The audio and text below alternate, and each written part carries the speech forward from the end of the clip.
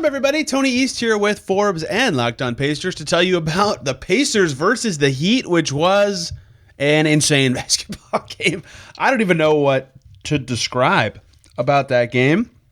Every indicator is that the Pacers should have won, and they didn't.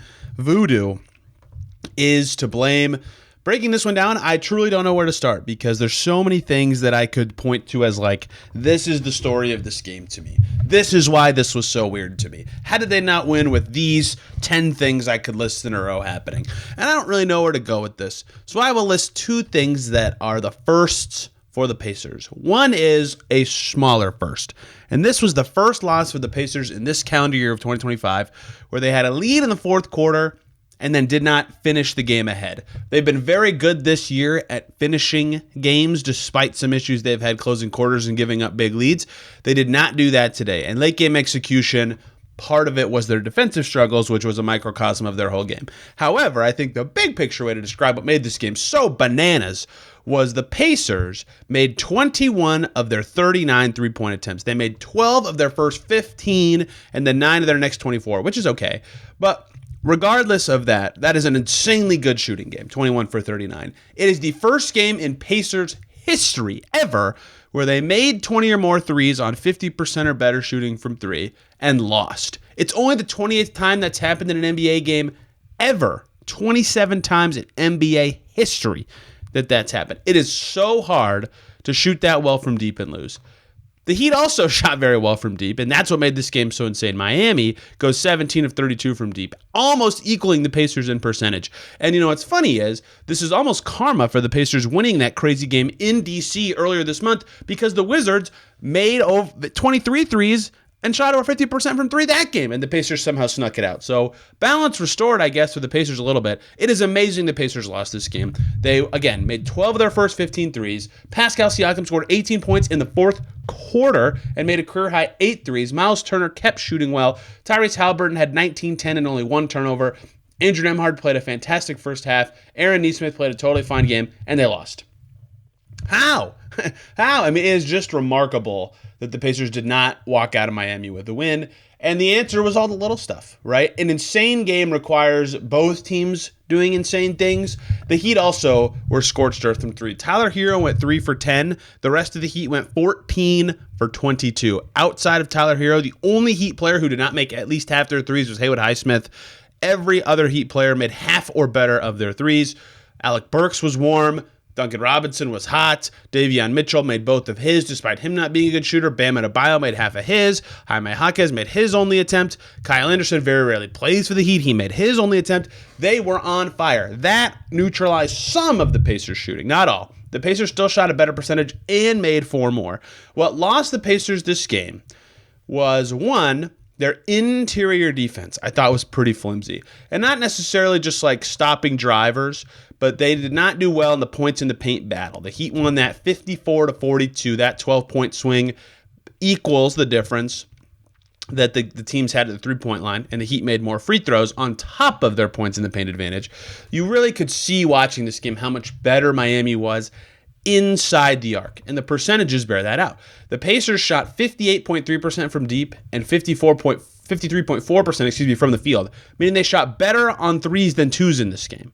Exceedingly rare. The Heat did not do that. They were better on their twos than threes because they were finishing so well at the basket. Tyler Hero, 8 of 14 on his twos. Bam Adebayo, 6 for 10 on his twos. Jaime Jaquez made all 3 of his 2-point shots. Duncan Robinson went 4 for 4 inside the arc. He had a very nice game for the Heat. Duncan Robinson did on his way to 20 points. And I thought that is where the biggest difference could be seen in the box score and where the difference in this game was. And you can see that if you go through the team stats. Pacers left a lot of points on the board at the basket, at the rim. 0 to 4 feet. Miami 13 for 17. Pacers 14 for 25. They missed 11 shots inside 4 feet.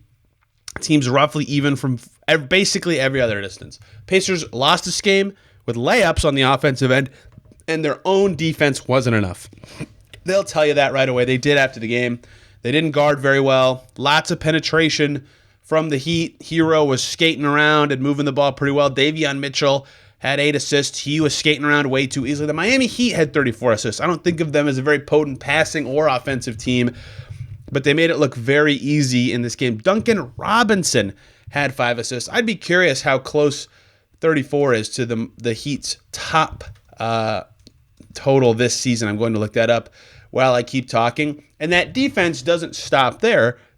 Possession ends when you get a rebound, and rebounding was the other thing that kind of killed the Pacers. This was closer in rebounding than people will give it credit for. Only 3 more offensive rebounds for the Heat than the Pacers in this one, and the turnovers were +4 for the Pacers. So the possession battle wasn't that skewed, but the defensive rebound numbers were +6 for Miami. They were cleaning up there. Khalil Ware had a nice game on the glass in particular. He had 12. No one else in the Heat had more than 7, and no one on the Pacers had more than 6. And that was Aaron Nesmith who had the 6. Not a good rebounding game for the Pacers. You know, the stressor you heard from the broadcast was that Rick Carlisle was telling his team 2 hands on the ball, and that's what he noted after the game as well. And you could see that as a huge difference in this one. Defense and rebounding standing out. I'm trying to find Carlisle's quote. I tweeted it.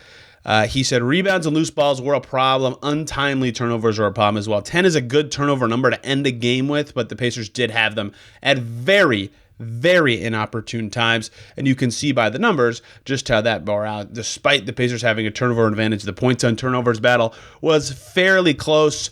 And the bench for the Pacers was not very good in this game. TJ McConnell had nice moments in the second half, I would say. Jarris Walker only played in the first half, but McConnell was not good in the first half. Ben Shepherd, a little zany in this one. Thomas Bryant in a revenge game of sorts. 3 fouls. He missed a lot of shots. They just didn't get enough from that second unit in this one to make up for what was otherwise a great game. Halliburton looked good early. Siakam looked good late. They got good play from basically all their starters. They shot the crap out of the ball, and they couldn't get it done. Remarkable how poorly they defended. And, I mean, people will point to the Pacers doing a lot of bad things. I just did for, 7 minutes of talk. But it's also the Heat shot very well also and just did a little bit of the little things better in this game. I mean, this game will be like, you'll do historical queries looking up Pacers games where they did this or that from a shooting perspective, and this game will stand out as like wait, they lost? The Pacers lost this game? I mean, it's just remarkable how well they shot it in defeat. And they were tied late. They were leading in the fourth quarter of this one. The late game execution wasn't like so bad. They had one really rough turnover in the final minutes. I believe it was from Tyrese Halliburton right after, the Heat, again, kept just making shot after shot down the stretch.